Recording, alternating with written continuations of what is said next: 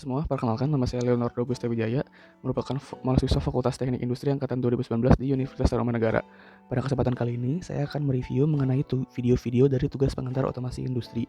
Nah, kelompok-kelompok yang akan saya review itu kelompok 9, kelompok 2, kelompok 7, dan kelompok 11.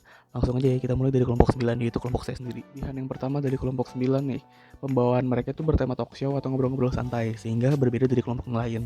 Nah, untuk kelebihan yang kedua, mereka itu menambahkan video-video yang berhubungan dengan materi yang mereka bahas, sehingga audiens jadi lebih paham dan mudah mengerti. Kelebihan yang ketiga itu, tema yang mereka ambil itu cukup menarik buat audiens, yaitu penerapan IoT pada smart home. Tapi ada juga nih kekurangannya. Kekurangan yang pertama itu, video yang mereka ambil tuh kurang 3 menit dari waktu yang seharusnya. Sehingga materi-materi yang mereka sampaikan tuh jadi kurang lengkap. Alangkah lebih baiknya jika menambahkan materi agar waktunya jadi pas dan juga materinya jadi lebih lengkap. Nah, untuk kekurangan yang kedua, mereka hanya membahas kelebihan dari smart home. Nah, buat kedepannya itu lebih baik jika membahas seimbang antara kelebihan dan kekurangan dari smart home. Untuk kekurangan yang ketiga itu materi yang mereka ambil tuh jadi kurang lengkap. Alangkah lebih baiknya jika membahas materi secara mendetail. Nah, kita lanjut ya ke kelompok kedua, yaitu kelompok. Untuk kelompok 2 sendiri, kelebihan yang pertama itu audio yang mereka tampilkan sangat jelas. Yang kedua, materi yang mereka tampilkan juga sangat detail. Nah, kelebihan yang ketiga itu mereka menjelaskan mengenai langkah-langkah penelitian apa saja yang mereka ambil pada saat penelitian tersebut.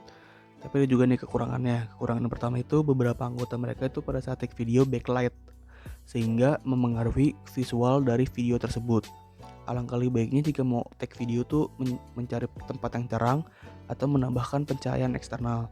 Nah, kekurangan yang kedua itu saya bilang pembahasan mereka tuh cukup monoton. Kenapa saya bilang monoton? Karena mereka hanya menjelaskan baik kata-kata, tidak menambahkan video-video yang mendukung materi mereka tersebut. Alangkah lebih baik jika mereka menambahkan materi-materi yang berhubungan dengan yang mereka bahas. Nah, untuk yang ketiga ini, mereka tidak ada konklusi atau kesimpulan di akhir video. Menurut saya seharusnya ada di akhir video itu ada kesimpulan atau konklusi, sehingga audiens dapat tahu mengenai konklusi dari penelitian mereka.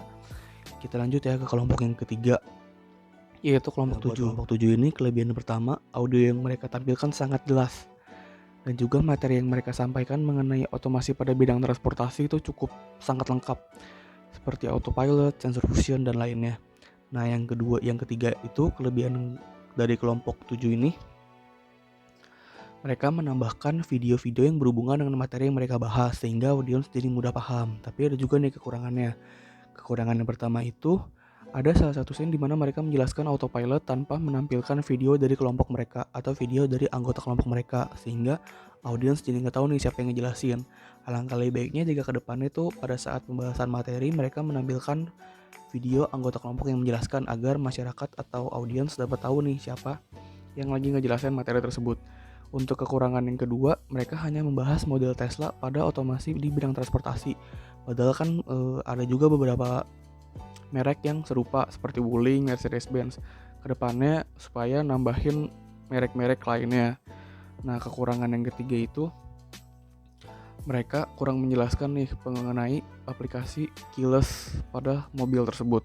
Nah, kedepannya menurut saya lebih dijelasin lagi sih mengenai aplikasi itu tuh bisa digunain di smartphone apa saja, jenis smartphone apa saja.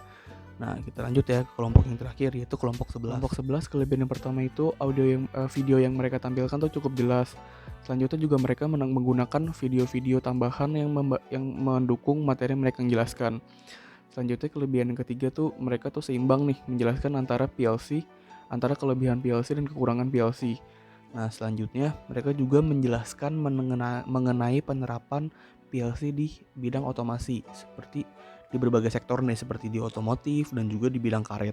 Tapi ada juga nih kekurangannya itu beberapa anggota kelompok mereka pada saat take video itu suaranya kurang jelas atau kurang jernih karena nggak pakai mic eksternal. Sebaiknya menurut saya sih pakai mic eksternal ya supaya lebih jelas. Nah, kekurangan yang kedua itu ada salah satu scene di mana mereka menjelaskan mengenai bagian-bagian PLC itu cuma dari video doang, nggak dijelasin oleh anggota kelompok. Sebaiknya sih dijelasin anggota kelompok ya supaya lebih paham nih audiens. Nah, kekurangan yang ketiga itu ada salah satu scene di mana mereka menjelaskan penerapan PLC tapi dipercepat gitu videonya.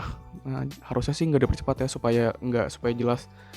Nah, untuk penilaian dari kelompok yang dari yang terendah ke yang tinggi, mulai dari kelompok 2 dulu nih. Kelompok 2 menurut penilaian saya nilainya 80. Selanjutnya kelompok 11 menurut saya nilainya 82,25. Kelompok 9 itu nilainya 84 dan kelompok 7 itu nilainya 84,5. Nah, itu aja, sekian ya teman-teman. Semoga review-review yang saya jelaskan tadi itu bermanfaat. Sekian dan terima kasih.